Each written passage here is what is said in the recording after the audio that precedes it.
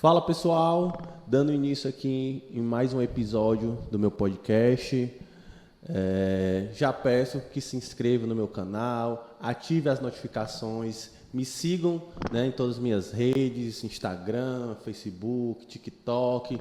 É muito importante a interação de vocês, de curtir, compartilhar, para que nos ajuda, que o nosso material entregue mais, né, que a nossa audiência, que o nosso conteúdo possa chegar em mais pessoas. Por isso que é muito importante, e desde já agradecer, né, a interação que a gente vem tendo nos nossos vídeos, é muito importante para a gente, e agradeço mais uma vez, né, a vocês. E hoje nós estamos aqui recebendo o meu amigo, companheiro, Arthur Freitas, né, grande satisfação de receber aqui, conselheiro tutelar eleito, né, no último processo eleitoral do ano de 2022, conselheiro tutelar. 2023, né? Tem uma atuação importante dentro do terceiro setor, de fortalecimento, de profissionalização do terceiro setor. Foi onde a gente se conheceu, né? Teve uma aproximação maior. Também tem uma atuação forte nas políticas da juventude, né? Teve participação importante, né, na retomada do Conselho Estadual da Juventude, né? A gente vai passear por esses temas, né? Terceiro setor, Conselho Tutelar, políticas, né, da juventude, a importância dos conselhos nesse controle social, né, por parte da sociedade civil. E aí, Arthur, eu queria já escutar de ti, eu queria que tu falasse um pouquinho sobre a tua história, né? De onde é que vem o Arthur, né? Como fosse um mini currículo, um Wikipedia, né, do Arthur, de onde é que veio o Arthur, né, como chegou nessa militância no terceiro setor, do Conselho Tutelar, né, para que a gente possa posicionar a nossa audiência. Tá contigo. Show de bola. Muito prazer, né, estar aqui contigo, Alisson, nesse projeto, né. A galera que está vindo aqui é uma galera de peso, então fico também muito lisonjeado de poder participar.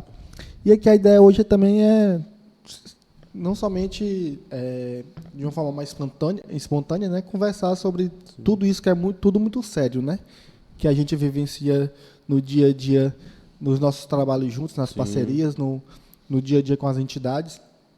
Cara, quem é Arthur, né? Eu, filho da dona Antônia, seu Gutenberg, vim de uma família humilde, né? A gente... muitos episódios da infância, mais da adolescência, né? Hoje, que a gente tem um papel diferente na sociedade do ponto de vista da economia mesmo, da política, eu fico observando o passado, né? O quanto que a gente sofreu, né? É um pouco também da tua história, né? A gente também tem uma história muito parecida nesse sentido. Eu vim da escola pública, né? Sou fruto da escola pública, estudei no Adalto Bezerra. É uma escola pública hoje muito referência na cidade de Fortaleza. Ingressei na universidade, né? Fui aluno de administração da UFC. Estou retomando agora, né? Passei um tempo afastado, estou retomando agora para finalizar. E meu trabalho sempre foi com o terceiro setor, até mesmo na própria faculdade. Né? Na administração, a gente tinha um projeto chamado Grupo de Estudos do Terceiro Setor. E aí foi onde a gente começou a se interessar mais. Eu fui para a consultoria. No curso, né, de administração, né? No curso de administração da UFC. E aí fui para a consultoria, uma consultoria focada em responsabilidade social. Aí pronto. Aí hoje, né, faço esse trabalho social, né, de assessoria para entidades sem fins lucrativos e tenho como duas grandes pautas, né, que é a questão da infância e da juventude. Né, hoje a gente só consegue pensar pode parecer até um pouco clichê, mas a gente só consegue pensar num país diferente, né, para o futuro, se a gente hoje trabalhar a infância e trabalhar os jovens. Isso. Sem trabalhar essas duas perspectivas, com educação, com emprego e renda, com atividades culturais, com esporte, com lazer, se a gente não trabalhar de forma transversal, integrada, né, a gente não consegue pensar. Né? A violência é um problema demais, violência e criminalidade, mas enquanto a gente não pensar efetivamente, modificar a estrutura social daquela criança, daquele adolescente, daquele jovem, a violência vai ser um problema 10 vezes pior, mais lá para frente. Então, a gente tem que ter essa noção também. Eu fui muito fruto disso, né? já, né, tive muitos episódios, né, muito próximo da questão, né, da inserção no crime, né? Sim. E eu conto essa história também porque é importante a gente ver a cronologia, né? Sim. A gente nunca pode esquecer de onde que a gente Sim. veio, as bases sociais que a gente passou, a vida que a gente teve para depois construir o que a gente é hoje, né? Sim. Então, basicamente, esse é o Arthur. Não, eu sempre falo que nós somos fruto das pessoas que passou pela nossa vida e dos lugares que a gente passou, né? Eu trago muito isso comigo, né? De que hoje, né, a pessoa que eu me tornei, eu sou fruto de tudo isso, pelos locais de trabalho, pelos amigos, né, pelas pessoas que a gente teve a oportunidade de conviver, e é isso que nos molda e a gente nunca perdeu o fio de onde a gente veio, né? Que eu acho que eu sempre falo assim, que a nossa história não seja a exceção, né? Porque a história do jovem de periferia, as nossas histórias, vamos dizer assim, são histórias, vamos dizer, de sucesso, né? Assim, de um menino que saiu da periferia, que conseguiu almejar outros voos que não se fosse o meio onde a gente estivesse, né? O subemprego, né? Porque a gente que vem da periferia, nós somos empurrados para os subempregos, né? E aí, quando a gente ousa, né, em estar ocupando outros espaços, em pensar de forma diferente, né? Muitas vezes você é tido até como doido, né? Assim, não. E aí é importante, né, ter vozes como a sua, né, ocupando esses espaços, né, do conselho, do terceiro setor, né, fazendo essa militância, né, que eu acho que nos últimos anos tomou uma boa proporção, né, as instituições em alguns momentos andaram juntos, né, eu sempre desde quando eu comecei essa militância mais forte no terceiro setor, eu falo que as instituições têm dificuldade de andarem juntas, né? Cada um fica geralmente dentro do seu quadradinho, nas suas ações, na sua comunidade, né? E aí geralmente não há uma certa união. E quando você vai falar dos outros segmentos, os segmentos eles têm seus trabalhos individualizados, mas eles estão unidos em algumas pautas comuns que lhe fortalece, né? E a pandemia deixou isso muito claro, né? Quem foi que defendeu os interesses do terceiro setor na perspectiva federal, na perspectiva municipal, na perspectiva estadual? Não tinha um ente com capacidade de sentar com os governantes para discutir como é que vai ser o fortalecimento das instituições no período de pandemia. Essas instituições que tiveram do lado da comunidade, né? Que foi quem deu foi tirando a saúde, eu acho, tirando a saúde, por questões óbvias, a segunda área que mais atua na linha de frente, sem dúvida nenhuma, foi o terceiro setor. Porque assim, o equipamento público, ele não ia para a ponta. Ele fechou. As escolas fecharam, o CRAS fazia as doações naquele momento, as ONGs não. Sim. As ONGs, e aí eu falo por vivência muito própria. Eu morava no Benfica na época, e a gente tinha uma parceira, sou diretor de projetos lá ainda, lá no Modubim, né, o Instituto Semente da Liberdade. Começou a pandemia, se eu não me lembro, foi dia 19 ou foi 20 de março? Foi um diazinho, acho que é um desses 2 dias, acho que até foi dia de São José, se eu não me engano. E aí a gente pegou, e aí começou, logo no primeiro, quando começou a questão do lockdown, né? Quando começou, vamos fechar e tal, eu falei, rapaz, vai ter problema. Porque eu fiquei pensando assim, né?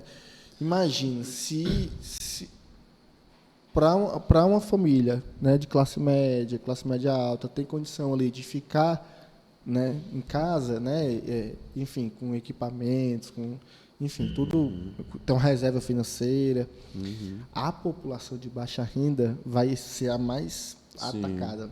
E a gente que está no trabalho social, a gente se dói logo, né? Com certeza. E agora. Aí na primeira semana a gente conseguiu uma doação já de acho que foi ossos, né? Carne, né? Sim. Aí a gente começou a rodar. Aí quando a gente começou a rodar nas instituições, doando, isso na primeira semana mesmo, assim, não tinha nem ainda começado aquela questão de cesta básica, né? E a gente sentiu. Né? Tava eu e meu amigo Emanuel Waterloo, a gente pegou o carro do pai dele, colocou as carnes todas lá e saiu rodando. E aí nessa brincadeira, né, nessa viagem que a gente fez, a gente falou, vai ter um problema. E aí a gente começou, eu passei 30 dias morando no Instituto. Eu saí do Benfica, fui morar lá no Mondubim, dentro da sede do Instituto. Era assim, o Instituto Seminário da Liberdade, são 2 casas, né, alugadas, né? E aí em cima e embaixo, as 2. Aí lá em cima, nessa parte aqui, ficava eu e a equipe, né? A Eli, do Marcelo. Então a gente ficou recluso. E ele não tinha condição, não tinha dormir. A gente ia dormir, às vezes, na madrugada, porque a gente ia produzir as cestas básicas, produzir os kits, produzir a alimentação, produzir as coisas. 7 horas da manhã bateu na porta. A comunidade já muito... Tu vivenciou também, né? Então, 7 horas da manhã, o pessoal começava a bater na porta. Tá faltando comida, tá faltando... E a gente começou a se organizar, né? Pegar cada família, estruturar direitinho, o que está precisando, quantas pessoas são. E, enfim, foram 32 dias morando lá no Mondubim. Depois, inclusive, fui morar lá, saí do Benfica, fui morar lá, eu passei um tempo. Mas a pandemia foi cruel. Foi cruel. Foi cruel demais. E aí vamos aqui pegar... Já a gente retoma na pauta do terceiro setor, né? Porque é uma pauta que eu gosto muito, né? É uma pauta que eu gosto e tu também gosta, né? Então a gente vai ficar só aqui na pauta do terceiro setor. Mas eu queria saber de ti, como é que foi essa tua pretensão de vir para o Conselho Tutelar, né? Do nível... Por óbvio que surgiu também, né, da sua própria militância. É muito entrelaçado, né? Não tem como não dizer, né? Que, né, seja entrelaçado a sua vivência dentro das comunidades, né? Conhecendo a realidade de cada localidade, né? E aí eu acho que isso, acredito que seja muito fruto disso, né? Mas vamos ver como é que surge essa ideia do Conselho Tutelar da sua primeira eleição, né? Que acho que foi importante, eu acho que lhe posicionou muito bem, né? Na primeira perspectiva, porque uma coisa é você fazer o trabalho, outra coisa é você reverter isso num processo eleitoral, né? É bem complicado. E aí, principalmente assim, sabendo que hoje as eleições do Conselho Tutelar são eleições pré-aquecimento para o ano seguinte eleitoral, né, das eleições municipais. E aí me conta aí como é que foi a primeira experiência, né, e aí a gente chega até a sua última eleição agora do 2023. Primeiro, né, já fazia parte de alguns movimentos do terceiro setor de associações, né? Também fazia parte do movimento político, né? Eu era afiliado a um partido político, né? Desde que... E aí, história engraçada, para contar o conselho, eu preciso contar a minha desde o começo. Cara, eu sou, né, sobrinho, infelizmente faleceu recentemente, mas sou sobrinho de uma pessoa que me ensinou muito na política, porque... não sei se tu conhece o grupo Crítica Radical, né? Da Rosa da Fonseca, Maria Luísa Fontinelli, Célia Zanetti e tal. E minha tia fazia parte do Crítica Radical. Né? Então, assim, com 8, 10 anos, eu ia para a Praça do Ferreira levantar os estandartes de não voto, né? De contra, né, o sistema capitalista, o fetichismo e tal. Então, eu fui educado nisso. Então, eu sempre fui um ser político desde o começo. Hoje, o meu primo, né, também é uma criança, eu fico pensando, se eu vou te mostrar uns vídeos depois, muito engraçado, ele falando no microfone, numa passeata, né, contra o capitalismo. Então, assim, fui criado nessa cultura. E aí, né, muito politicamente, né, meu pai falava muito na época, lutou muito contra o Tarcísio Gereissati, né? Então, enfim, eu sempre fui crescido nesse mundo, né? Mais da família por parte de pai. E aí, me filiei no partido, né? Na época, fazia parte da juventude do partido também.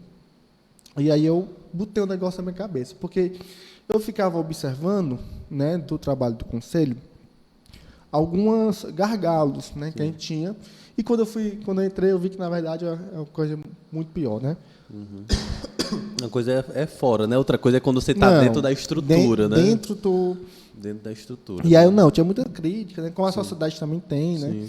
Não, vou participar, eu fui ver como é que era, né? É um processo, né? Não é só eleição, tem prova, claro. né? Tu tem que comprovar que trabalha numa entidade 3 etapas, né? Prova objetiva, documental e depois é o processo. Isso, e aí... E redação também, não é só redação, né? Prova objetiva e redação. Redação. E aí Aí eu, não, né? Vou participar desse processo. Não sabia que era tão... Tinha noção da magnitude do processo. Político, no sentido de recursos também, sim. Né? Enfim. E aí, botei na cabeça que ia ser candidato, né? Todo mundo falava, não, sem dinheiro tu não consegue tirar nem 500 votos. Não vai não, rapaz. Para desanimar não falta gente, né? Não tinha dinheiro, assim, né? Assim, essa minha eleição agora, eu tinha um padrão de vida diferente. Sim, claro. Mas é 2019... Sim. Só na tora, né? Só na misericórdia mesmo. Na tora. E aí tirei 925 votos, né? Que é uma votação bem expressiva, sim, né? Fiquei em quinto suplente e acabei assumindo muitas vezes, e agora em fevereiro de 2023 eu assumi definitivo para finalizar o mandato. E aí fui para a eleição de 2023. Aí essa foi uma perspectiva muito diferente, porque eu já sabia, eu falo muito isso, eu falei isso inclusive muito na minha campanha, né? Meu primeiro mandato, que foi, na verdade, foi titular, né? Foi para entender como é que funcionava, ver os gargalos. Nesse agora, aí, começando a partir do dia 10 de janeiro, oficialmente, né? Agora empossado, e a gente vai, numa perspectiva de mudar um pouco o sistema, sabe? Porque, assim, explicando também o que é o Conselho. O Conselho, eu costumo falar que é um órgão perturbador. Ele tem a grande missão de perturbar os outros órgãos. Porque o Conselho Tutelar, ele não é um órgão de execução. Né? Tu não pode chegar, por exemplo, lá, o menino... Né? Acontece muito, inclusive. Não, meu menino está mal criado, vou levar lá e deixar no Conselho. A gente não tem essa função de educar seu filho. Não é essa função. A gente requisita serviço. Então, a gente vê quais são os serviços da Prefeitura, do Governo do Estado que trabalham com atendimento psicológico, né? E a gente encaminha isso. E assim em todas as áreas, né? Tem um palestrante que fala muito bem, né? Dá um exemplo muito bom. Se, por exemplo, tá passando aqui, tu vê uma casa pegando fogo, e tu sabe que tem uma criança lá dentro, 2 anos. Tu vai ligar para quem? Para o Conselho Tutelar, tem uma criança, a criança está sozinha. Para o Conselho Tutelar, para o bombeiro. Porque quem tem efetivamente a opção de modificar aquela situação é o Corpo de Bombeiros. Né? Se eu vejo, e aí vamos aprofundar mais os exemplos. Se eu vejo uma criança que ela está sendo maltratada por uma responsável, né? Maus tratos, violência, lesão corporal, é tipificado como crime, né? Se eu vejo um crime, para quem que eu tenho que acionar? Polícia, inicialmente. Se eu vejo um crime, contra qualquer que seja, eu tenho que acionar a polícia, porque é o órgão que está ali para ir patrulhamento, né? E tal. Então, assim, então a gente tem que ter muito essa noção. Então, Arthur, para que serve o Conselho? O Conselho ele vai servir, na prática, para ele garantir que todos esses órgãos de proteção efetivamente atuem. A escola garanta a vaga do menino a partir de 4 anos, a Polícia Civil Militar faça o trabalho de investigação, de acompanhamento de casos, de apuração.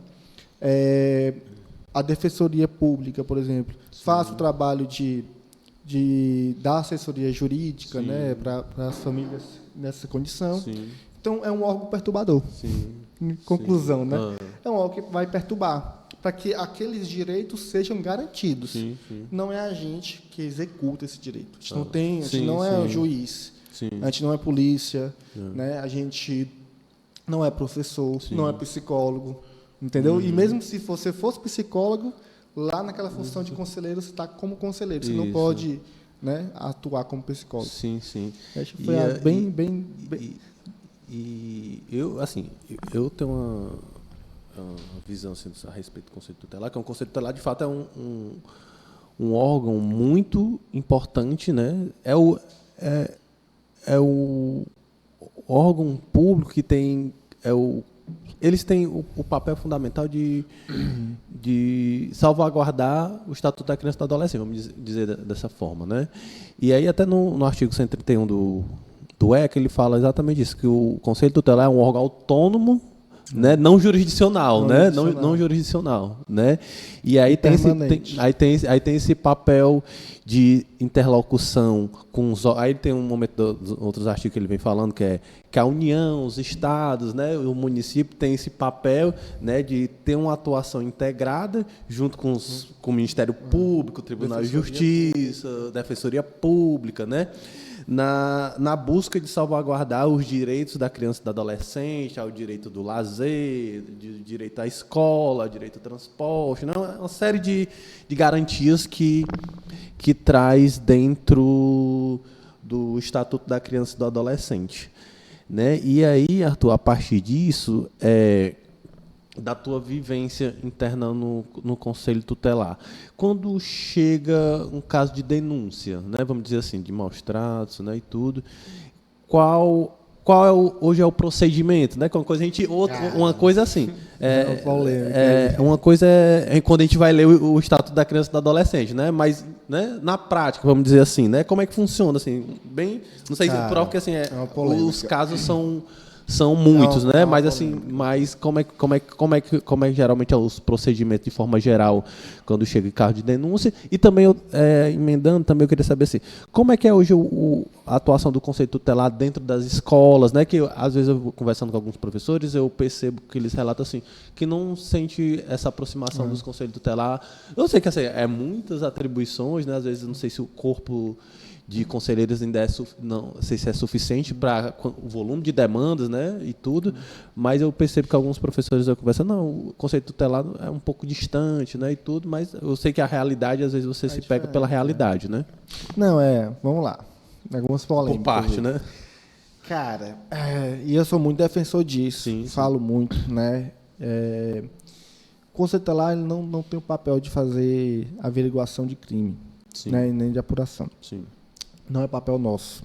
O papel nosso é garantir, se o conselheiro souber de alguma possível, né, situação de negligência ou para agir de forma preventiva ou corretiva, né, vamos dizer assim, ele precisa acionar os órgãos competentes para isso. Sim. Qual o problema hoje?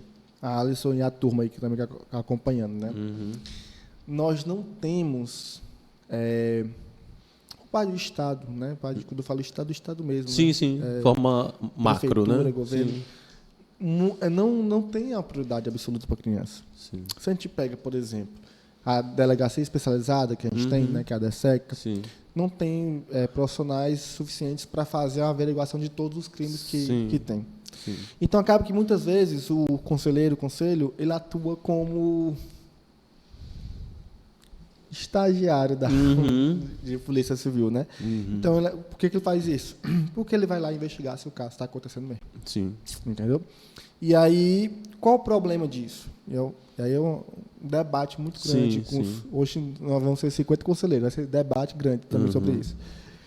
Quando a gente faz uma atribuição que não é nossa, é porque outro órgão não está com a estrutura suficiente, material, pessoal, recurso para executar. Sim. Então, eu posso fazer, né? Por ser uma pessoa bondosa, né? Cada conselheiro, às vezes, a gente fica muito injuriado, porque as coisas não rodam. Então, a gente vai fazendo por a gente mesmo. E aí, continua aquele outro órgão sem recurso, sem material, sem estrutura, eternamente. Então, a gente cria assim, uma cultura de que o conselheiro tutelar ele é como se fosse o guardião, tutor, né? Até o nome tutelar é horrível, né, para isso. Mas é como se fosse o tutor de todas as crianças e adolescentes. A gente tem hoje, acho que são 800 mil, de 0 a 17, 800 mil em Fortaleza, né? Imagina aí que a gente vira o tutor de 800 mil crianças. Então, essa é a dificuldade, né? Porque, em teoria, a lógica geral a gente chegou à denúncia antes de contactar a delegacia, né, fazer o encaminhamento para eles apurar, para eles, se for comprovado, a gente entrar com a medida para a criança, né, de proteção, ou também medida para os pais, né, Sim. Irresponsáveis. Então, mas na prática acaba que a gente vai fazendo tudo. Na prática acaba que a gente notifica a família, conversa com a família, sonda um pouco como é que está a situação, né, e tal. Então, isso faz com que a demanda, grande parte da demanda do Conselho, ela não é atribuição do Conselho. Sim. E aí entope, né, de casos, denúncias de situações alheias às nossas atribuições, e aquele caso mais complexo que a gente tem que acompanhar, que a gente tem que visitar numa escola, que a gente tem que fazer uma palestra na escola, que a gente tem que fazer ação no posto de saúde, ele não vai funcionar, ele não vai ocorrer, entendeu? Então, esse trâmite é isso que acontece, infelizmente. Né? Infelizmente. E aí, é muito complicado, porque, por exemplo, vamos pegar o idoso. Né? Se a gente tem uma violência contra um idoso, vamos dizer que tem um idoso que está lá sozinho em casa, que é geralmente assim que chega, né? Os filhos pegaram o BPC do idoso, tocam com cerveja, tocam com drogas e tal. Sim. A gente denuncia esse caso para quem? Não tem conselho tutelar do idoso. Não tem. Geralmente geralmente você vai para o núcleo do idoso do Ministério Público. Geralmente é o primeiro canto que o pessoal. Ou então a delegacia especializada. Como que. Tem especializado do idoso? Tem delegacia especializada do idoso. Como que, por exemplo, a gente consegue chegar numa. Tem lá no complexo de especializados. Tem. Estou nessa dúvida, mas tá falando, eu vou concordar. Porque como que a gente consegue fazer com que aquela população faça uma denúncia, né? Ministério Público, Defensoria Pública, CREAS, é algo um pouco mais complexo, até para fazer denúncia, né? O Conselho, em teoria, esse órgão da criança que está para pegar aqui essas demandas e direcionar, entendeu? Para direcionar. Então, a gente consegue trabalhar nesse sentido, por isso que é melhor. Perfeito. E aí, acaba que história é uma cadeia, né? Porque você vai, se um órgão não roda bem, vai e o Conselho Tutelar geralmente é quem recebe a problemática. Porta de entrada, né? A porta de entrada, né? Então, assim, você que fica responsável para fazer os encaminhamentos, né? Então, você tem que dar, né? Solucionar, né? Assim, eu vou dizer, não, se aqui não está funcionando, já não é problema meu.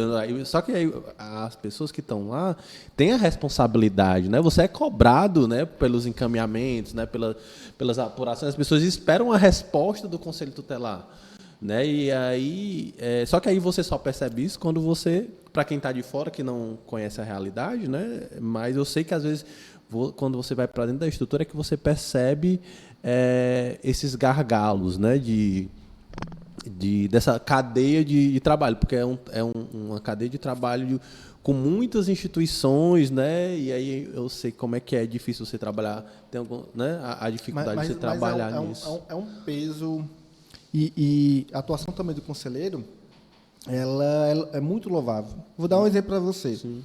Pega a pandemia de novo. Sim.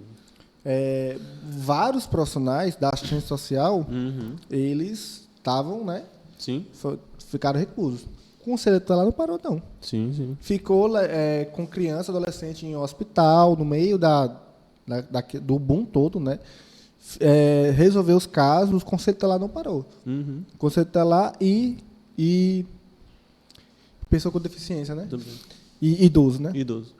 E a gente ficou no dia a dia, entendeu? Então, assim, quando todo mundo está parado, a gente continua na atuação efetiva, e linha de frente também, né? Quer queira ou quer não, seja pelo papel do conselheiro ou pelos conselheiros que estavam na linha de frente nas ONGs e projetos sociais. E aí, a partir para a gente arrematar essa pauta do Conselho Tutelar, né? Então a gente também, porque as temáticas é bem gigante, né? E senão a gente não controlar. E aí, qual é a perspectiva que você vê agora para esse mandato efetivo, né? No seu Conselho Tutelar, com todas essas dificuldades, né? Eu vejo que como você se dedica, né, ao trabalho, o trabalho que você vem fazendo nesse ano de 2023 de forma efetiva no Conselho Tutelar, né, e tudo. Qual a sua perspectiva para o mandato vindouro, né, que você vai tomar posse agora dia 10, né, os desafios? Grande desafio, acho que é assim. Que teve uma ampliação, né? Agora são 10 novos conselhos, 10 novos conselheiros, né? 55 agora? 50 agora. 50, né? Então teve uma ampliação, né, do corpo e tudo, mas eu acho que ainda não dá conta do volume de demandas, mas né? vai ajudar. Mas já ajuda muito. E até o final do ano, né? O projeto foi aprovado também pela Câmara, né? Mensagem do prefeito. Sim. Que vão ser 12 conselhos, ou 60 conselheiros, né? Sim. Quando chegar nesse patamar, eu acho que aí vai... Era para ter 27, né? Segundo a resolução do CONANDA, a cada 100 mil habitantes, né? O município tem que ter um. Então, Fortaleza, 2,7 milhões, né? Devia ter 27, 28, né? Sim. Mas com 12, eu acho que vai dar uma ajudada muito grande. Uma redistribuída, né? Muito grande porque já diminuiu os territórios de atuação também, né? Já vai... E modificou agora também muitos conselhos de atuação e tal, de bairros, né? Sim. Cara, o que eu espero muito para esse mandato agora próximo, né, que vai começar, é poder contribuir para a rede. Sim. Né? Assim, não somente para a função de conselheiro, sabe? Sim. Porque, assim, inclusive... pela função de conselheiro, tem conselheiros muito bons, né? Que atuam perfeitamente, né? Eu acho que eu consigo contribuir muito também na ajuda para a rede, né? Na hora de fazer um documento. Não só o trabalho de ponta, né? Mas pensando a atuação estratégica do Conselho Tutelar, né? Essa é a minha grande missão, de tentar organizar um colegiado nesse sentido, né? De ter uma força política nesse sentido, porque assim, quando o Estado é o principal violador dos direitos da criança e do adolescente. Né? Se a gente for analisar os casos que chegam até a gente, o Estado é o principal. Tem muitos responsáveis com questão de negligência. Tem também. A sociedade mesmo, que às vezes é negligente, mas o Estado é o que mais...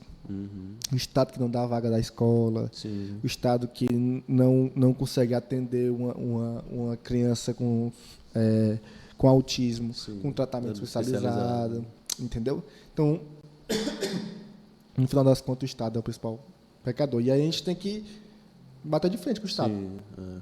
Entendeu? Essa é a principal função. Essa é a minha missão desse próximo colegiado. E já desejo boa sorte. Eu acho que foi um mandato importante, seu mandato, né? Assim, com sua perspectiva, né, um pouco mais progressista, né, que tem história, né, de trabalho dentro das comunidades. Eu acho que a sua chegada no Conselho Tutelar de forma efetiva, eu acho que é importante, né, na ocupação desse espaço. Eu sempre fortaleço muito isso, de que é importante a gente ter pessoas efetivamente oriundas da periferia ocupando esses espaços, né, fazendo esses espaços de disputa, que não é fácil, né. Eu acho que, como você na primeira eleição,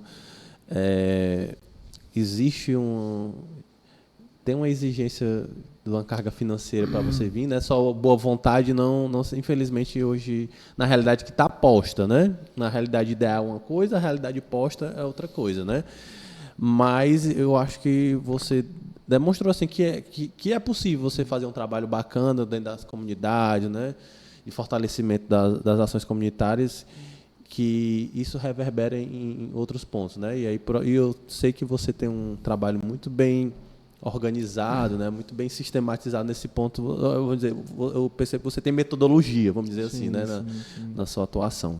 E aí eu queria agora começar a falar, Arthur, um pouquinho sobre os conselhos, né, os conselhos, especialmente agora do conselho, que foi o que a gente teve maior participação, né, no Conselho Estadual da Juventude, né, nos últimos 4, 5 anos a gente teve um sucateamento, né?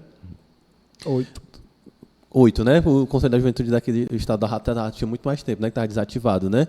Mas vamos dizer assim, o governo Fortaleza estava desde 2020 e o estadual estava 8 anos antes, desde 2016. Sim, pronto, né? O estadual já tinha muito mais tempo, né? Mas assim, de forma mais efetiva, o governo federal veio nesse processo de esquarteamento, né? Desses conselhos de classe, desses conselhos de controle social, né? Onde a sociedade civil tinha uma participação mais forte, né? De controlar, tanto na política da juventude, na política da criança e do adolescente, né? Nas demais políticas, esses conselhos tinham esse papel fundamental de estar discutindo a política pública, né?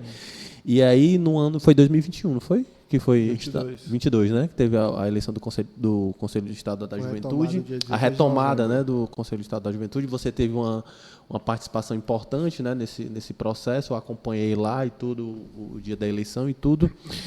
E aí eu queria que você falasse um pouquinho, né, sobre como é que foi esse processo, né, da retomada do Conselho Estadual da Juventude, como foram os trabalhos, né, nesses últimos anos após, né? Eu sei que não é fácil você começar um trabalho do zero, né? Começar todo um processo de estruturação, né, de você passar a discutir novamente as políticas da juventude, porque quando era juventude esporte de juventude, né? Agora é só juventude, né? E aí que você contasse como é que foi esse processo, né, da retomada e como é que foi os trabalhos, né, a partir disso. Cara, para falar de conselho de juventude, de idoso, de criança, de assistente social, de esporte, tanto faz, é importante a gente ter uma noção do que é esse controle social, sim, né? Sim. Então, assim, o Estado tem um papel dele, sim, de promover, de executar serviços, né, para o bem da sociedade. A sociedade tem o papel de fiscalizar. Sim.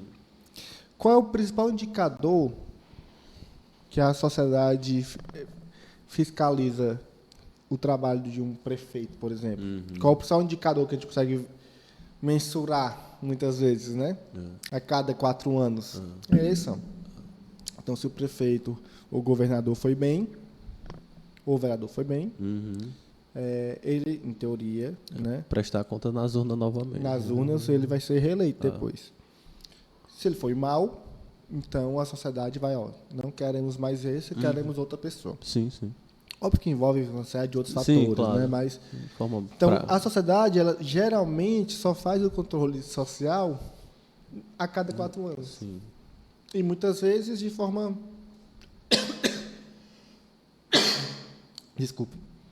de forma, né, vota quem pegar o papel lá no chão. Vai votar sem candidato, olha um papel no chão, pega e vê, e vota.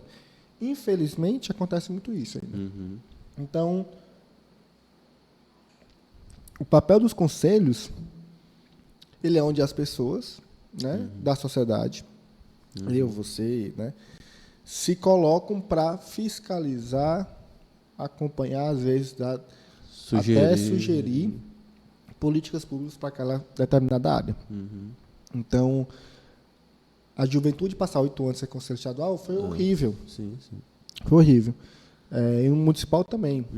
Mas o papel da gente naquele processo de retomada era que a gente voltasse essa situação de a sociedade poder fiscalizar o que está acontecendo naquela política pública, que é de juventude. Entendeu? Então, para vocês aí, né, que estão assistindo também, participar dos conselhos é fundamental. Fundamental. Você vê a pauta que você mais se assemelha, né? Se é o idoso, se é assistente social, se é educação, e você vai se enveredando ali para poder fiscalizar, porque o governante, o político, seja ele qual for, de direita, de esquerda, bom, ruim, se ele não é fiscalizado, né, se não tem a sociedade pressionando para que aquilo funcione, a tendência é que seja feita de qualquer jeito. Se não tiver uma pressão social, não tem, né? E aí é essa a importância que vem dos conselhos, entendeu? E os conselhos, ele tá ali, e aí você traz o olho da sociedade civil para discussão daquela política pública, né? A crítica é importante para o aperfeiçoamento da política pública, né? Então, eu acho o papel fundamental desses conselhos é essa, né? Que a gente possa estar trazendo, de fato, a sociedade civil para estar discutindo, né? Sugerindo, né? Para que a gente possa aperfeiçoar. Acho que é como você disse, quando você não tem esse olhar, né? De quem recebe, de quem efetivamente vai receber a política pública, há um distanciamento, porque às vezes quem está na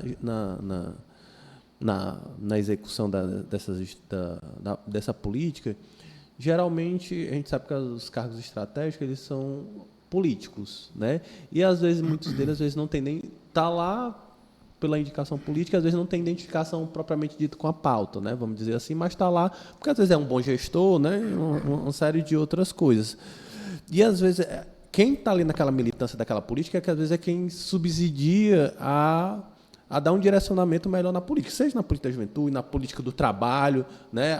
Eu acompanhei, eu trabalhei um tempo na Secretaria do Trabalho, eu via como era importante a atuação desses conselhos na implementação de projetos, de programa. O conselho fazia, não, importante esse programa aqui de qualificação, não sei o quê, e tudo, e é isso que se soma, né? Às vezes as pessoas têm muito receio da crítica, mas eu acho que a crítica ele tem um papel fundamental e agregador. Por próprio você recebe a crítica, você acolhe aquilo que você acha que realmente contribui e aquilo que não achar você, né? Joga para o universo, né? E o conselho tem muito desse papel.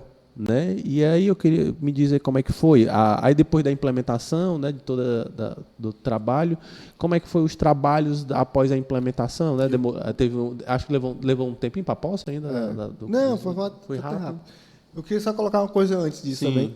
Tu falou, eu costumo ter uma visão um pouco mais radical também, nesse sentido, crescido também. Né? Uhum.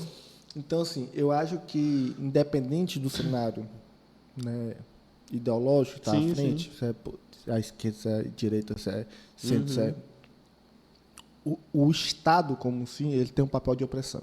Sim, sim. Né? Se a gente for avaliar, não, o governo Lula foi muito bem, Parará, muito bom para os pobres, enfim. Uhum. Mas, na essência, ele é de opressão. E aí, é isso que eu aí até para as pessoas entenderem, né? O Estado que ele fala é o Estado, ele na sua magnitude, né? Não na Estado como que poder público. Poder exatamente. Público. Isso não é direcionando um determinado grupo. O Estado de forma... O Estado. Independente de quem vai estar lá sentado naquela cadeira. Exatamente. Seja da prefeitura, do governo. Uhum. Então, assim, o que eu penso muito, né? Para diminuir essa opressão, a gente precisa ter uma sociedade mais aguerrida, né? Atuante. Mais atuante, fiscalizando, né? Uhum. Então, e eleger também, principalmente, né, pessoas do poder legislativo que tenham esse papel. Porque se eu pego vou dar um exemplo aqui. Vou dar um exemplo de Fortaleza. Nós temos uma prefeitura, então nós temos 43 vereadores.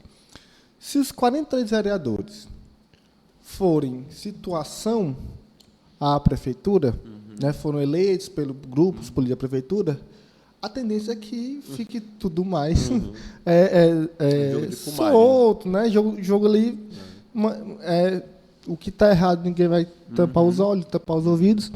Então, assim, independente de quem seja o grupo, né? Não estou falando que independente X ou Y, Z.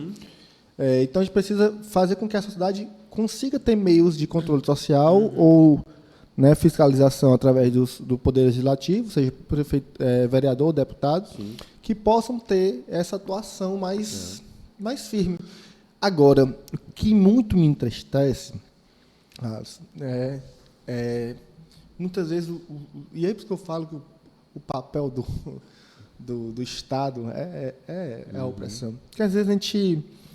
até o próprio sistema político, né, ideológico, muitas vezes, faz com que a gente fique mais brando com algumas questões, entendeu?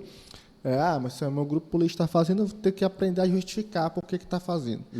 Então, e aí fica um recado também para a sociedade, né? Que assim, vocês precisam ter pessoas que vieram de baixo, né, que sentiram as mesmas dores e que possam atuar, né, pessoas no sentido de ter a inteligência de atuar né, na fiscalização das políticas que estão acontecendo. É para isso que serve. É para isso que serve. E às vezes a gente tem esse papel, quem mais é na política, né? Assim, não, mas é porque é o meu grupo político, né? Vamos ter calma, cuidado com a crítica e tal, mas na prática tem que criticar, na prática tem que... A sociedade, infelizmente, até mesmo pelo esse jeito mais de opressão do Estado, né, do poder público, ela não consegue participar dos espaços de controle social, de fiscalização. Na verdade, eu tenho uma teoria que as estruturas de poder, independente de qual seja, executivo, legislativo e judiciário, ele tem uma estrutura de manutenção de status quo, né? E aí é difícil você adentrar esses espaços, né, de ocupação nas câmaras municipais, nas assembleias legislativas, no Congresso Nacional, né, e tudo. E é por isso que eu acho que eu sempre falo nos outros episódios, eu sempre falo assim, a gente precisa ocupar os espaços da intelectualidade, porque qual foi o que mexeu muito com as estruturas de poder quando o filho da classe trabalhadora começou a chegar nas universidades?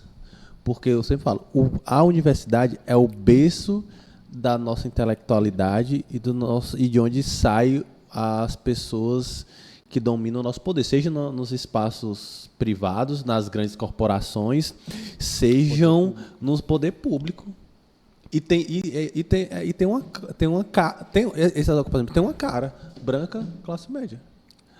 Pessoas como você, como eu falo, a tua mãe te preparou para ocupar esse espaço de poder? Até hoje, minha mãe não sabe direito o que é o curso de administração. Tá botando noção? Isso. Ela não consegue, ela não entende bem o que é a administração. Sim. Entendeu? Porque a gente que vem de periferia não é preparado para ocupar os espaços de poder. Não. E o pessoal da classe... a gente vive um dilema. O pessoal da classe média prepara os seus filhos para ocupar os espaços de poder e na cabeça deles, a classe trabalhadora para vir para servi-los. E também, assim, com todo respeito, assim, mas eu pego... Não vou falar marcas não, mas os meninos desses colégios grandes, né, de Fortaleza e tal, eles são preparados durante toda a educação básica, lá do berçário até o terceiro ano do ensino médio, a passar na universidade pública. Então, é uma galera que gastou milhares, né? Não sei se milhão, mas gastou muito para dar uma educação para o filho, para no final ele estar com uma vaga de uma universidade pública. Então, a gente vive essa inversão. E aí, eu concordo perfeitamente. Você colocou uma questão muito importante. Um pouco da mudança passa pela universidade. Né, de a gente colocar nosso povo para poder ocupar esse espaço. E comigo foi muito assim, né? Se eu não tivesse na faculdade, não sei se eu teria... abre o olho, não a sei sua se eu vivência, teria esse mesmo trajetória, sabe? Sim.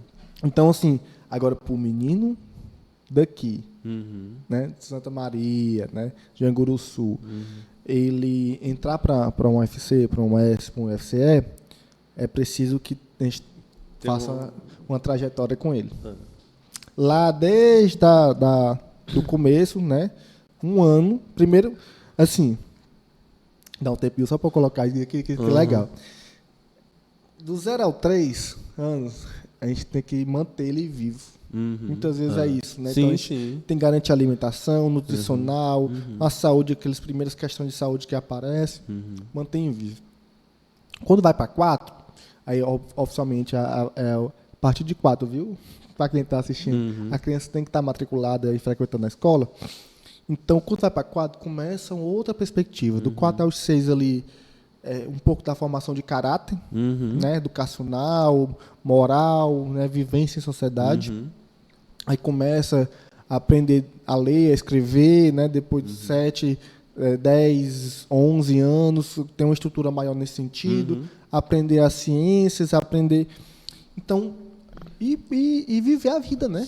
A criança não pai está estudando 24 horas. Sim. Tem que socializar, tem que jogar bola, tem que praticar esporte, tem que fazer grupo de dança, enfim, tem que viver, né? O que implementar o que o status da criança... A gente precisa viver, a gente precisa viver, né? Então, assim, e aí quando chega na adolescência, 14, 15 anos, começa a preparação tanto no mercado de trabalho, como também para inserção no nível superior.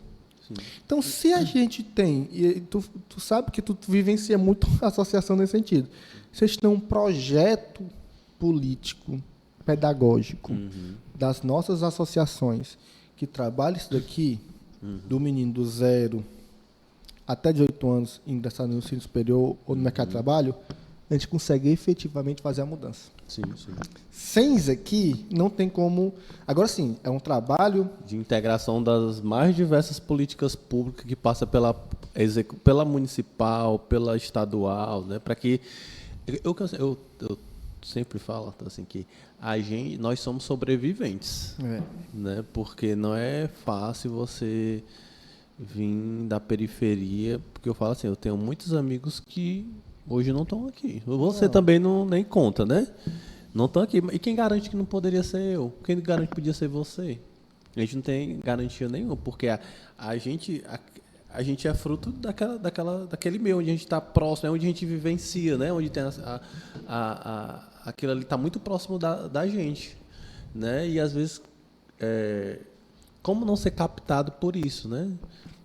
Pela esses desvirtuamento, né? Vamos dizer assim, né? Porque às vezes a política pública não chega. É por isso que eu falo a importância do trabalho dessas associações dentro da comunidade, porque é elas que vivenciam as dores das pessoas, realmente conhece de tudo, né? Às vezes quem está passando fome, ou às vezes quem está ali procurando acesso à saúde, né? Não é difícil chegar aqui as pessoas, nós não conseguimos consulta, não conseguimos não sei o quê. Na periferia, Alisson, a ação do poder público geralmente são 3: a escola do bairro pública, o posto de saúde e a polícia militar. Entendeu? Então, assim, o que a gente está passando? Sim, a mensagem, né? Qual a mensagem que a gente passa para essas crianças? Começar pelas crianças que vivem no dia de jogando bola no meio da rua e tal. Sim. E quando chega, tem essa ação, sai da escola, ficou doente, vai para o posto ali, tem a dificuldade do posto sempre, né? Sempre. E a polícia militar com ação ostensiva. Não estou dizendo que não é para ter, não é isso, né, gente? Mas estou falando assim, na prática, a gente está mandando um recado para aquele menino. Sim, sim. Entendeu? E eu concordo contigo, né? Quando tu fala do negócio da universidade.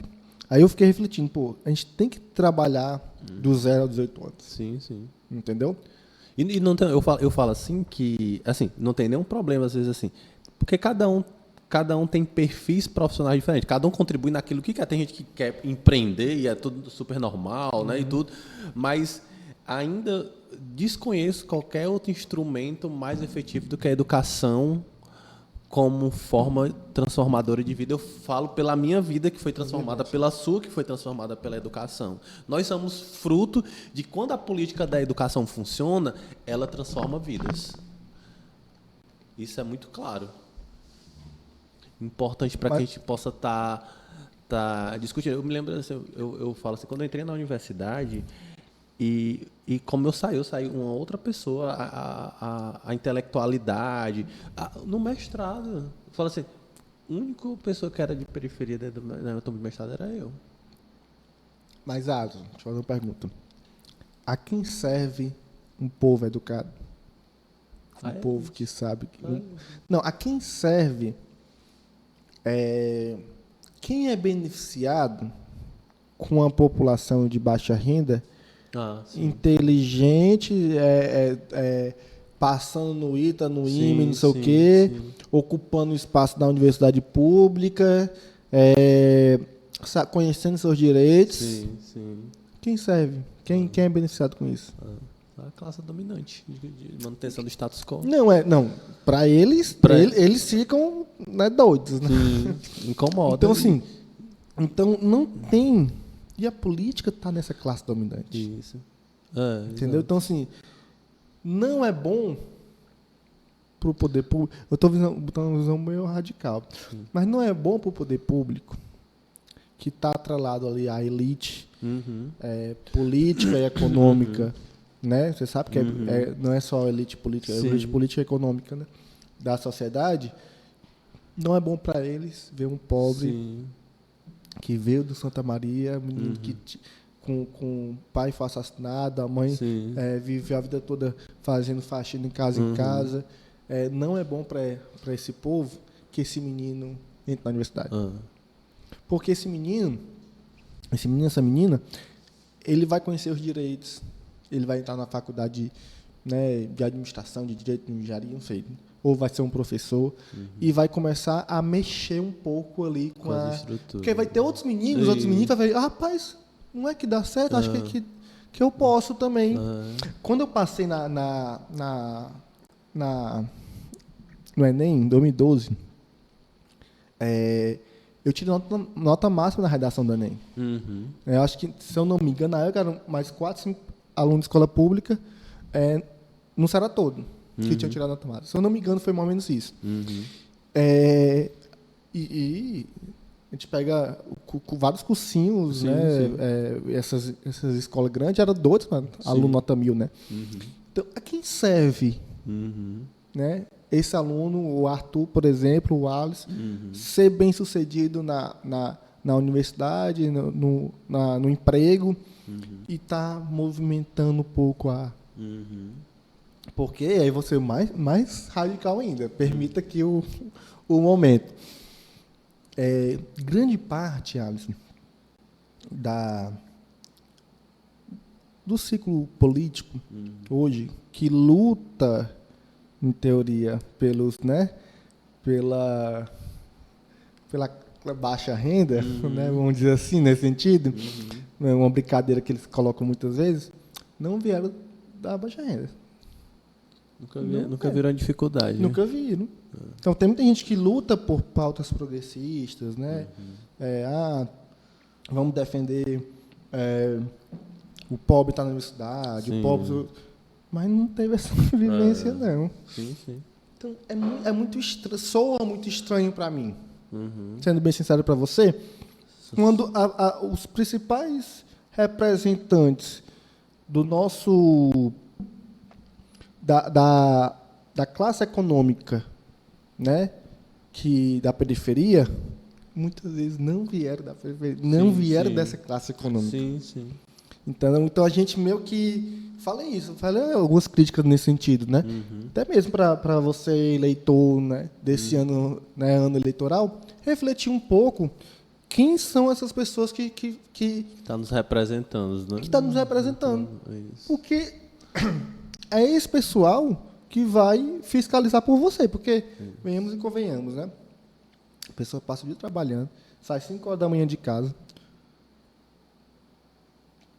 tem ali 1 hora de almoço para esquentar a comida, cochilar, pega um monte de soltado na volta, chega 8 horas em casa, vai ter tempo para fiscalizar o que o político está fazendo? Não vai. Por isso que para os políticos, grande parte do poder público, quanto mais vulnerável for a pessoa, melhor. Primeiro, mais fácil de dominação. Questiona pouco, não tem muito que questionar. Segundo, mais fácil de dominar. E terceiro, na hora de eleitoralmente é mais fácil comprar. Entendeu? Então, assim, infelizmente é um ciclo que a gente tem. Então a gente tem que romper um pouco esse ciclo, né? Essas vivências. Minha experiência no conselho, como eu te falei da primeira, foi uma experiência disso, na segunda também. E agora é torcer para que a gente consiga continuar incomodando, né? Acho que a gente, nesse espaço de poder, a gente é sempre a pessoa que vai incomodar. O fato de nós estarmos lá incomoda. A gente tem que mexer com essas estruturas, né? Aí eu sempre falo assim, como é que a gente mexe com essas estruturas vindo de onde a gente vem, né? Porque hoje o processo eleitoral em si é um processo, se o conselho tutelar é aquele aquecimento, né? O processo eleitoral, né, é 10 vezes mais, né, do que é de um conselho tutelar. E como é que eu peço para um menino de periferia ser candidato sem estrutura nenhuma, brigando com outros candidatos que vêm com estruturas, vamos dizer, milionárias, né? Muito não, é milionário, né? E aí essas candidaturas periféricas vêm muito na... Eu estava conversando com o Kim também sobre isso. Vem muito só no ideológico. E às vezes você não... E às vezes é questão até de estrutura. Estou falando de estrutura de campanha para aquela candidatura. Porque, infelizmente, o status quo eleitoral hoje existe para você uma estrutura mínima, né? Para que você faça o trabalho. Né? Tem muita gente boa dentro de periferia que é candidato, que teria um trabalho muito importante dentro desses espaços, né? Mas não consegue quebrar essa barreira do financeiro que, às vezes, é de dar uma estrutura mínima. Eu estou te falando que o papel político do Estado, o papel ainda é de opressão. Que, assim, é uma elite econômica, política, entendeu? Que vai dominando todos os rumos. Todos os rumos. O juiz, né? O judiciário o judiciário é como se fosse a igreja antes da Revolução Francesa. Eles são a autoridade máxima do ponto de vista de decisão final, entendeu? E aí vira um conglomerado, né, de poucas pessoas com salários no teto, né? No teto permitido. O teto do teto, né? Então, assim, fica complicado, porque ele é uma elite. O juiz, aí o filho do juiz começa a namorar a filha da desembargadora, que é casada com o filho do deputado, que tem um primo que é senador. Então, se relaciona só entre eles, né? E aí, eles que decidem tudo. Eles que decidem tudo. Junto ali numa ceia de Natal, decide o rumo do Brasil. O rumo da cidade. Discutindo as políticas públicas por aqueles que nunca, às vezes, passam nenhuma dificuldade. Eu acho que é por isso que as pessoas têm muita revolta com o presidente Lula, né? Que eu acho que ele, de certa forma, ele trouxe essa revolução, né? De quando... Porque eu falo que nos anos 90 era difícil você ver um filho da classe trabalhadora ocupando os espaços de universidade. Do ano 2000 para cá, eu falo porque eu sou fruto disso, né? Eu cursei minha faculdade numa faculdade privada, mas foi com fiéis, porque eu não tinha... Meu pai, como cobrador de ônibus, jamais teria condições de pagar um curso tido de elite, né? Que é Direito, Medicina, Engenharia, Odontologia, né? Numa universidade do porte da Unifor, né? E aí foi a partir disso que me oportunizou, o que eu falo assim, foi o divisor de águas na minha vida, foi a universidade. Foi lá onde eu me preparei intelectualmente, foi lá onde eu pude sonhar com outra perspectiva que não fosse os subempregos que me cercavam aqui, né? Que todo mundo que mora nessa região aqui só tem uns empregos certos, né? Para trabalhar. E eu nunca... Não, mas por que eu não posso sonhar com uma realidade diferente? Por que eu não posso sonhar? E não tem um problema, porque às vezes você vai passando por essas... Graças a Deus, eu nunca tive problema com trabalho. Eu sempre gostei desde muito cedo, eu sempre gostei de trabalhar, né? Mas por que a gente não pode sonhar com outros empregos de melhor qualidade? Né? E aí a universidade tem esse papel transformador na vida da gente de perceber o mundo de outra forma, né? Porque o meio que a gente vive ali, né, às vezes vai nos empurrando, né, e às vezes, como você falou, a sua mãe não sabe nem o que é o curso de administração, que é o seu trabalho hoje, né, mas é porque ela vem de uma outra geração, né, a geração da sua filha já vai vir numa outra geração totalmente diferente da sua, que é um cara já mais politizado, e a minha geração dos meus filhos vão vir na mesma perspectiva, né, por isso que é importante a ocupação desses espaços, do Poder Executivo, Judiciário, né? É importante ter gente... por isso que as cotas hoje dentro desses concursos do Poder Judiciário é importante, porque você precisa trazer negros, indígenas, quilombolas, né? Dentro dos concursos públicos você precisa ter cota, porque você precisa girar esse ciclo de poder, você precisa ter pessoas com essa origem, porque eles trazem um outro olhar a respeito daquela política onde ele está integrada, né? Traz uma outra perspectiva, né? E é por isso que é super importante a gente estar fazendo esses espaços de disputa, né? E aí tudo é um aprendizado, né? Tudo é uma maturação que você vai tendo na sua vida, a vivência. A sua primeira eleição do conselho não foi totalmente diferente do que foi na segunda, você já vem com outra cabeça, né? Às vezes também a gente entra dentro dos processos muito sonhador, né? E quando a gente vê, a gente precisa vivenciar também esses percalços também, né? Dos processos, né? E aí cada um que seja feliz assim naquela perspectiva de onde você quer contribuir, né? E aí eu tive a experiência da ouvidoria. Eu falo assim, a Ouvidoria Geral da Defensoria Pública para mim foi uma faculdade de 5 anos, né? Assim, que me oportunizou estar vivenciando, debatendo muitas políticas que, se talvez eu tivesse na minha militância no terceiro setor, eu não teria, né? Porque eu ficava muito centralizado na política aqui da juventude, da qualificação, da empregabilidade, né? E tudo. E lá me oportunizou a ver outras políticas, LGBT, povo de terreiro, população em situação de rua, né? Então, foi um importante espaço para mim. Eu falo assim, a ouvidoria me transformou, né, dessa perspectiva de amadurecimento, de discutir outras políticas públicas, né? E eu acho que foi no processo da eleição que a gente teve uma aproximação maior, né? Foi dos últimos 2 anos que a gente vem construindo essa parceria bacana, né? E todas as minhas parcerias eu procuro construir na sinceridade, né? Eu acho que é isso que mantém as boas relações, né? E aí e hoje a gente já vem contribuindo de outra perspectiva. Hoje eu venho rodando as comunidades, escutando as dores locais. É importante, né? É um trabalho. É importante, né? Esse trabalho.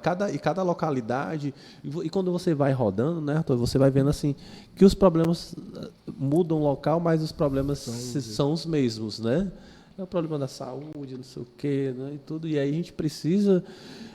Eu falo assim, a gente precisa viver uma utopia, né? A gente precisa pensar em permitir que as pessoas vivam com o mínimo de dignidade, né? Eu acho que a nossa função, que nós ainda estamos nesse processo, a gente precisa ocupar esse espaço para que a gente possa discutir como essas pessoas possam ter uma vida digna, morar bem. Porque às vezes as pessoas da periferia às vezes não querem, elas só querem viver com dignidade, querem uma casa que quando chova não entre água, que ela tem que estar botando os móveis dela em cima de tijolo, né? Quer que o filho dela tenha acesso à educação, que a filha dela tenha acesso à creche para que ela possa trabalhar, né? E aí ela possa gerar renda para dentro de casa, e assim você vai gerando a autonomia financeira daquela família, né? E aí automaticamente quando você vai permitindo o acesso a essas políticas, você vai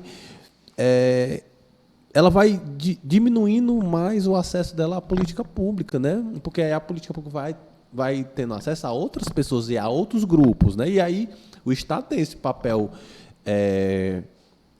de promover essa engrenagem, né? E aí e é um ciclo, né, que você vai fazendo, mas a gente precisa que as pessoas estejam ocupando, que realmente pessoas comprometidas com as pautas das populações vulneráveis, que pelo menos assim, não tem nenhum problema de uma pessoa que não tenha vivenciado esteja lá, mas predominantemente 90% ser todo mundo, né? E cadê o pessoal da periferia? Se a gente vive é como se a gente não tivesse voz. Isso, exatamente. É só quem pode falar em nome da gente essa galera. Isso, exatamente. Entendeu? Porque a gente precisa de representantes da periferia que possam, são pessoas que vivenciou a dor, vivenciou as dificuldades, e aí tem a sensibilidade para discutir e brigar pela uma política pública de qualidade, né? Então, eu acho que eu falo nós porque nós, como jovens, né, a gente tem essa missão nos próximos anos, né? A gente está fazendo, você no Conselho Tutelar, eu na minha perspectiva, junto com as instituições do terceiro setor, de estar fortalecendo esses trabalhos. E acho que já vamos encaminhando aqui, já estamos para uma hora, né? Né? Uma hora, né? Vamos aqui já para os nossos encerramentos, né? Agradecer o Arthur pela disponibilidade de ter vindo aqui, né? Da gente conversar sobre essas temáticas diversas, conselho tutelar, terceiro setor, conselho de juventude, falar sobre política pública, né? Então foi uma conversa bem agradável e rica de conteúdo também, né? Eu fiquei muito feliz dessa oportunidade de estar conversando contigo, e eu deixo aqui para você fazer suas considerações finais. Né? Mas é agradecer, né? O convite, foi uma conversa muito rica, inclusive vou pegar, assistir um pouco e vou passar para a gente debater um pouco nas comunidades, né? Mas agradecer, desejar sucesso aí na atuação que vocês estão fazendo, no grupo de vocês, né? O trabalho social muito grande, eu acho que isso é importante para mexer um pouco, né? Nas comunidades, a gente poder levar educação, levar saúde, levar emprego, levar renda, levar trabalho, que é importante, né? Sim. Mas que a gente conseguisse, principalmente, sabe, ajudar num processo de libertação, de emancipação do nosso povo, sabe? Eu acho de esperançar pela uma vida melhor, né? É isso, eu acho que a gente precisa pensar e ter um horizonte maior de oportunidades. Sim. Eu acho que é isso, e o trabalho que a gente faz, vários guerreiros na linha de frente também é pensando nisso. Então, agradecer aqui o convite e espero voltar depois para tomar outros debates nesse sentido também. Pronto, viu? Show de bola, viu?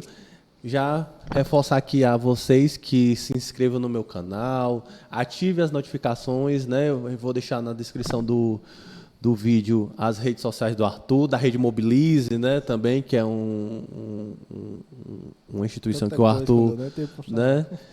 Que pode... Nem falamos, né, da Rede Mobilize, né, do trabalho, mas falamos tangencialmente, né? Mas é uma instituição que o Arthur tem de atuação, né, de profissionalização das instituições do terceiro setor, né, que tem um trabalho importante dentro das comunidades e tudo. E já sigam as minhas redes, né, Instagram, TikTok, né, vou deixar a rede do Arthur, da Rede Mobilize, para que vocês possam estar seguindo ele também. E agradecer mais uma vez a audiência de vocês, né, agradecer, eu fiquei muito feliz assim com as visualizações dos nossos vídeos, né, as curtidas, os comentários, né. Se gostou, comenta também. Se não gostou, é importante que vocês comentem para que a gente possa ter esse feedback, para que a gente possa estar cada vez mais melhorando, né, esse momento, que não é uma entrevista, é um bate-papo, né, com pessoas que têm a vivência das mais diversas políticas públicas, né, que tem essa atuação dentro da comunidade. A gente vai convidar outras pessoas também para a gente estar debatendo temas importantes, que são importantes para a sociedade, para as pessoas que vivem na periferia, para quem vivencia, né, a dificuldade do acesso à política pública. E é isso. Forte abraço a todo mundo. Tamo junto.